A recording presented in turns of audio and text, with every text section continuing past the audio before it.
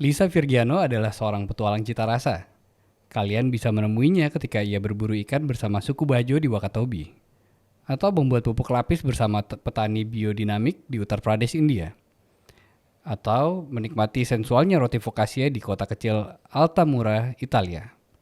Bersama dengan kaum, ia memperkenalkan ragam makanan Indonesia ke warga dunia.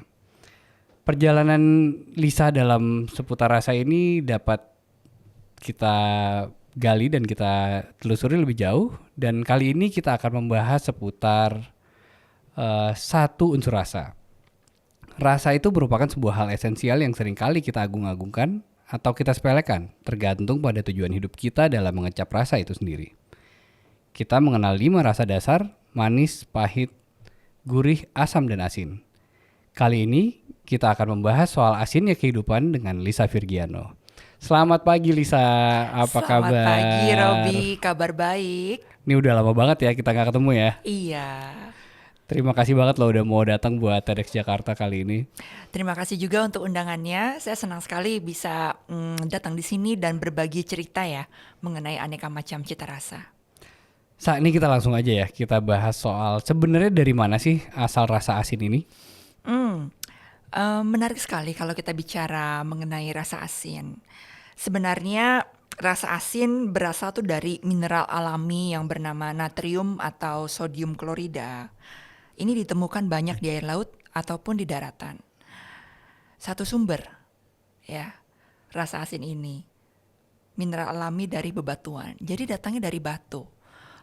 Ya, jadi batu-batuan yang ada di daratan itu terkikis mineralnya, kemudian terbawa oleh air hujan sampai ke laut, atau juga sebenarnya mineral tersebut bisa mengendap dan mengering di dasar danau atau laut tertutup, kemudian membentuk lapisan demi lapisan sampai menyerupai seperti gunung, atau bahkan lapisannya terbentuk di dasar permukaan bumi. Karena ada pergerakan lempeng tektonik ya yang terjadi selama ribuan tahun. Jadi sebenarnya sumber rasa asin tuh satu ya, dari batu. Oke. Tapi selama ini mungkin kita umumnya pahamnya atau taunya bahwa rasa asin tuh datangnya dari air laut gitu ya, dari lautan. Mungkin sebagian besar dari kita mikirnya kayak gitu kali ya. Tapi sebenarnya asalnya dari batu ya. Oke. Nah, yang kedua nih sebenarnya fungsi rasa asin buat tubuh dalam makanan tuh apa sih? Fungsinya yang sangat mendasar atau yang sangat fungsional bagi tubuh itu sebenarnya sebagai pemberi asupan mineral ya. Kita tahu bahwa tubuh manusia itu tidak bisa memproduksi mineral sendiri. Jadi mineral-mineral yang kita butuh dari makanan itu sebenarnya datangnya dari luar. Mineral seperti natrium klorida atau yang biasa kita sebut garam, ini fungsinya besar sekali untuk otot dan saraf kita. Garam juga berfungsi untuk menjaga keseimbangan elektrolit dalam tubuh. Dan garam ini sangat esensial sekali kalau kita lihat fungsinya, itu bisa mengontrol tekanan darah dan juga volume darah. Kemudian fungsi kedua, ini saya bilang fungsinya subjektif ya atau emosional. Ini memberi cita rasa. Oke, ini mungkin yang paling banyak orang pahami nih. Iya. Nah, ini fungsinya apa kalau di dalam cita rasa nih? Menarik sekali ya, dan buat saya rasa asin ini fundamental. Karena sebenarnya kalau kita lihat dari sejarah, rasa asin itu rasa yang pertama kali ditemukan oleh manusia, yang manusia mampu identifikasi pada kurang lebih 3.000 tahun sebelum Masehi. Kalau kita lihat atau kita buat sebagai ilustrasi sederhana, rasa asin itu ibaratnya sebagai kanvas putih. Ya, dia yang melandasi segala sesuatunya. Kemudian biasanya kalau di atas kanvas putih itu kita sering temukan objek-objek visual. Nah, objek-objek visual ini bisa kita lihat sebagai bumbu masak, rempah, misalnya ketumbar, lada, pala, kecap, saus tiram, Ya. minyak wijen, dan lain sebagainya. Objek-objek visual tersebut kemudian kalau kita lihat lebih besar lagi bisa membentuk sebuah lukisan. Ya, dan lukisan ini yang saya anggap sebagai sebuah budaya makan, budaya makanan. Kalau misalnya tidak ada kanvas putih, objek-objek visual itu tidak mungkin Iya, ada. nggak ada. Iya. Ya. Kemudian kalau tidak ada objek-objek visual itu, sebuah lukisan juga nggak mungkin ada. Ya, makanya sangat fundamental sekali. Demikian juga kalau misalnya tidak ada mineral dalam garam, ya, fungsi tubuh manusia itu tidak akan bekerja dengan baik. Ya, sampai segitu esensialnya fungsi rasa asin ini. Dan saya melihat cukup dalam ya, so profound. Dan kadang-kadang saking begitu dalamnya, begitu luasnya, kita luput mengamati. Iya, benar. Iya, Karena mungkin luput kita untuk merefleksi. karena selama ini kita kayak ya udah taken for granted aja ya, kayak setiap kita makan gitu ya lazimnya akan ada rasa asin gitu. Benar. Kayak tapi kita nggak pernah memperhatikan lebih lanjut gitu seputar rasa asin ini sendiri gitu. Iya sih, kalau dipikir kayak gitu kan jadi sebenarnya kita nggak ada garam, kita nggak bisa gerak gitu. Iya. Darahnya nggak jalan gitu kan. Ya betul Iya, cuman banget, kita ya. selama ini nggak pernah sadar bahkan benda itu, zat itu nggak ada di dalam badan kita gitu. Kita mesti benar-benar nyari gitu. Itu segitu besarnya ketergantungan kita sama alam berarti kan. Benar. Ya. Nah ini kalau kita lanjutin gitu kan, tadi kan kita bilang bahwa kita taken for granted berpikir bahwa asin itu ya udah gitu, asin ya asin aja gitu, nggak ada apa bedanya asin. Mungkin ya di setiap meja makan gitu di restoran atau di mana-mana kita akan ngeliat ada garam gitu buat kita tambahin buat yang suka asin, atau yang enggak mungkin dia akan ngurangin. Tapi sebenarnya kalau kita gali lebih jauh lagi, sebenarnya apa bedanya sih garam yang satu dan lainnya? Saya melihat bahwa perbedaan ini ditentukan oleh dua faktor utama ya. Yang pertama adalah lokasi di mana sumber garam ini berada. Dan biasanya garam ini kita temukan di air laut. Kalau misalnya air laut itu semakin dekat dengan garis khatulistiwa, biasanya kadar salinitas itu semakin tinggi. Karena suhu udara relatif lebih tinggi dan juga lebih mempercepat dan memperbanyak proses penguapan. Tapi kalau misalnya air lautnya semakin dekat dengan garis dengan kutub utara atau kutub selatan, biasanya kadar salinitas tersebut lebih rendah. Kemudian faktor yang lain ini yang nggak kalah penting adalah proses pengolahan. Proses pengolahan sebuah garam. Ini erat kaitannya dengan budaya dan tradisi masyarakat setempat. Ini buat saya juga sangat menarik ya, karena ini sumber cipta kreasi manusia. Antar satu komunitas dengan komunitas yang lain itu caranya berbeda-beda. Misalnya kita kalau lihat pergi jauh ke benua Eropa, di Perancis itu ada garam yang terkenal sekali namanya garam gorong. Ini pengolahan garamnya masih sangat tradisional, masih mengikuti budaya Celtic. Dan juga zaman dulu banget nih zaman dulu sekali, iya. Dan kalau kita lihat tidak jauh dari negara kita, ya, di Bali itu ada garam Amet di Bali Timur yang juga proses pengolahannya masih sangat tradisional dari abad ke-15. Mereka masih menggunakan batang pohon kayu yang sudah tua ya sebagai wadah atau penampang untuk menampung air laut supaya air laut ini bisa menguap dan endapan garam bisa terjadi di dasar wadah batang pohon tua itu. Tapi tadi waktu Lisa bilang bahwa semakin dekat ke khatulistiwa maka salinitas lebih tinggi, itu kan otomatis jadi lebih asin gitu kan? Iya, Ya kan? benar. Mungkin ini juga yang nyebabin kenapa makanan-makanan kayak kalau misalnya kita ke Eropa atau kita ke Amerika Utara gitu kan, rasa makanannya nggak seasin di Asia. kita di Asia gitu kan? Bisa jadi. Mungkin iya. bisa jadi tuh kayak salah satu karena itu kali ya. Iya, benar. Nah, tadi kalau ngomongin soal Amet gitu. Nah, kalau di Bali sendiri kan ada berapa banyak? Kalau saya di rumah sendiri saya pakai garam pemuteran gitu. Kadang-kadang pakai garam amet gitu. Nah ini sebenarnya dari satu tempat dan tempat lainnya ini punya apa budaya berbeda nggak sih dalam melakukan apa ekstraksi atau pengrajin-pengrajinnya ada perbedaannya nggak dalam mengolah garamnya? Yang pasti ada ya. Misalnya kalau di Bali Timur, Mhm. di sepanjang pesisir pantainya itu, mereka masih menggunakan wadah dari batang pohon kelapa untuk menjemur air laut. Tapi proses detil antar satu komunitas, antar desa saja, itu bisa sangat berbeda. Ya. Kemudian juga kadar salinitas di sepanjang garis pantai itu juga pasti berbeda. Oh oke.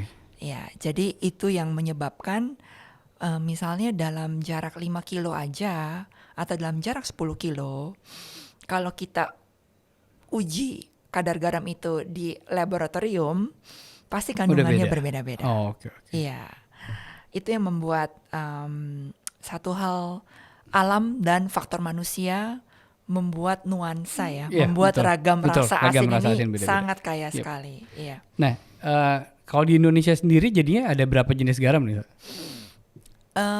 Saya yakin pasti cukup banyak, tapi dari pengalaman saya yang cukup terbatas ini, saya menemukan beberapa jenis garam yang sangat menarik. Misalnya tadi ya di Amet di Bali, kemudian ada garam gunung di Adan Krayan Kalimantan Utara, ada garam gunung juga di Lembah Baliem Papua. Kemudian yang terkenal sekali biasanya di pesisir pantai utara Jawa sampai Madura. Oh iya, Itu Madura banyak banget ya. sekali ya pengrajin-pengrajin garam. Kemudian juga di Nusa Tenggara Timur mereka banyak memproduksi garam untuk kebutuhan lokal. Nah ini semuanya ada ini nggak sih Sa? Kan tadi diceritain bahwa ada garam yang dari laut dan ada garam yang dari gunung gitu kan, dari bebatuan. Di Indonesia sendiri ada nggak garam-garam yang dari bebatuan itu atau dari gunung? Saya pernah berkunjung langsung ya ke Adan Krayan. Ini sebuah daerah yang cukup terpencil di Kalimantan Utara. Berbatasan ya? Iya, perbatasan. Lucunya saya pergi ke Adan Krayan ini harus lewat Malaysia, jadi saya bawa paspor. Ada airport di atas kan? Iya, tapi saya masuk lewat Malaysia. Terbang dulu Kuala Lumpur ke Sarawak, Sarawak kemudian masuk jalan darat itu lewat. apa? Long Bayan ya daerahnya? Iya, Ya, saya Long masuk ke daerah sana. Ini menarik sekali karena warga sekitar itu kebanyakan mereka adalah suku Dayak Lundaye. Mereka membuat garam ini mengambil sumber airnya, air asin dari bawah tanah. Karena mereka banyak buat sumur. Oh ini jadi sumur gitu? Ya, Sumur, jadi terus dia sumur ekstraksinya gimana? ekstraksinya jadi mereka timba itu air dari bawah tanah. Kemudian mereka masak ya sampai airnya menguap, kemudian muncul endapan garam di dasar wadah. Biasanya mereka tambahkan satu proses lagi. Jadi garam ini mereka keringkan dengan cara diasap. Mereka masukkan ke dalam wadah bambu. Oh ditaruh di bambu terus dia Mereka asap. kayak bikin lamang gitu? Ya, betul. Oh oke. Nah, garam Adan Krayan ini dipercaya bahwa kalau kita masak sayuran, ini warna sayurannya tidak akan Berubah? layu. Oh gitu. Iya, oke, jadi kalau oke. misalnya kita masak misalnya kayak masak kangkung, oke nih kita diamkan gitu kan, sudah dingin ntar warnanya layu. Tapi kalau pakai garam Adan Krayan, warnanya kan tetap cerah. Ya walaupun masak Oke. gitu sayur-sayurannya. Jadi itu buat saya cukup menarik, pengalaman yang luar biasa memukau. Ya karena di daerah terpencil sekalipun ternyata kita bisa menemukan sumber rasa asin itu dari bawah tanah. Oke. Nah, kalau misalkan tadi kita udah dengerin di Adan Krayan ada sumber garam kayak gitu. Nah, sebenarnya kalau kita lihat sama model sekarang kan kita selalu bilang bahwa garam beriodium gitu ya kan. Nah, itu gimana sih kalau kita ngelihat pengrajin-pengrajin tradisional dengan industri yang zaman sekarang? Oke. Itu sebenarnya apakah garam-garam tradisional ini sehat untuk dikonsumsi atau bagaimana? Misalkan kayak garam krosok deh gitu dari Madura gitu yang bulirnya gede-gede. Itu kan asinnya lebih asin daripada garam biasa yang kita pakai di pasar gitu kan. Ya. Nah, itu gimana? Apakah yodium ini memang dibutuhkan atau memang ada yodium yang udah alami natural ada di garam? Oke. Em, Penambahan yodium ini juga cukup menimbulkan polemik tersendiri ya. Saya tidak akan membahasnya secara lebih lanjut karena ini juga ada unsur politiknya di Oke. sini. Tapi kebanyakan produsen garam tradisional yang saya tahu itu biasanya mereka tidak lagi menambahkan yodium Oke. ya ke dalam garam produksinya mereka.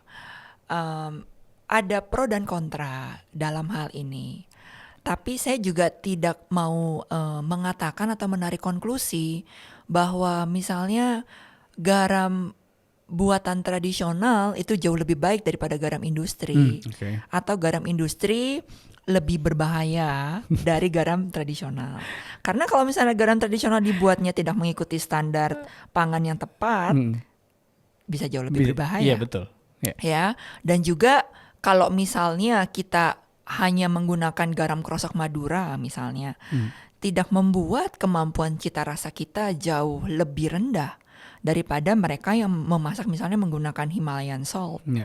atau menggunakan garam Maldon dari Inggris. Karena itu sangat subjektif sekali. Alangkah lebih baik kalau kita melihat dari perspektif bahwa sebenarnya garam itu, rasa asin itu menyatukan kita semua. Menyatukan cita rasa. Karena tadi yang saya sempat buat sebuah ilustrasi, garam itu sebagai sebuah kanvas putih.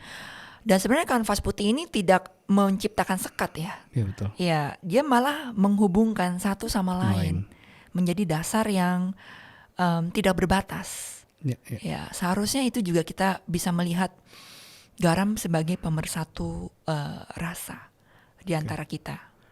Nah, ketika kita mulai menyadari, ini kita mulai menyadari ya bahwa garam itu jadi kayak fondasi dan pemersatu rasa di antara kita gitu. Nah, kita nggak bisa ngelak kalau sekarang kita sedang dalam krisis iklim gitu, ada climate change yang jadi tantangan besar kita terutama di Nusantara gitu kan.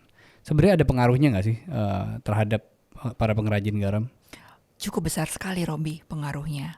Khususnya mengenai tingginya curah hujan ya dalam beberapa tahun terakhir, sehingga menimbulkan pergeseran musim.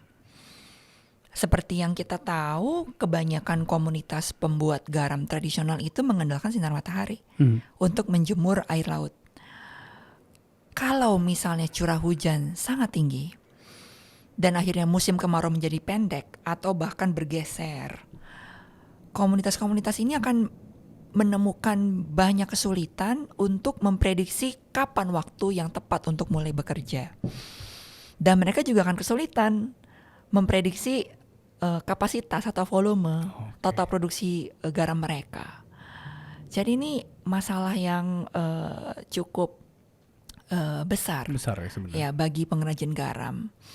Dan selain climate change, kalau kita lihat masalah seperti pencemaran atau polusi,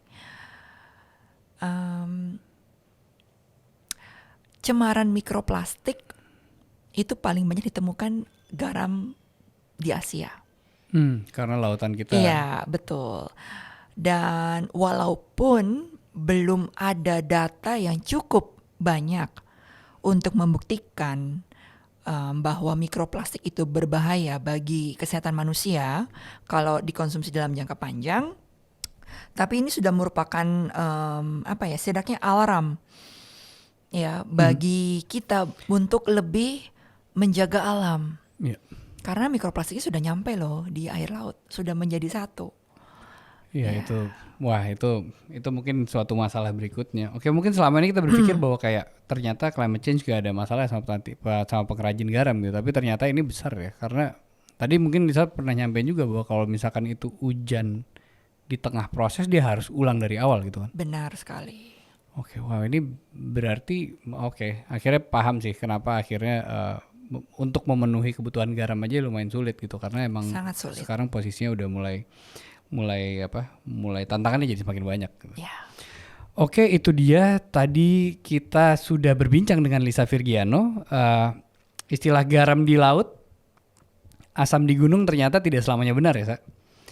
Karena kita ternyata bisa juga menemukan garam di gunung gitu, bahkan di Indonesia juga ada gitu. Walau garam ditemukan di banyak tempat di dunia dengan proses yang berbeda-beda, walau budaya makanan tiap negara berbeda-beda, tapi kita disatukan oleh rasa asin dari sumber yang sama.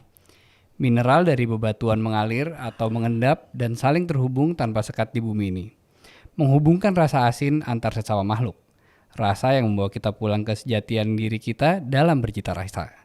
Tanpa perlu membeda-bedakan siapa kamu, siapa saya, karena garam juga tidak pernah membedakan asal-muasalnya. Saya Robi Bagindo, terima kasih sudah mendengarkan podcast TEDx Jakarta. Sampai jumpa.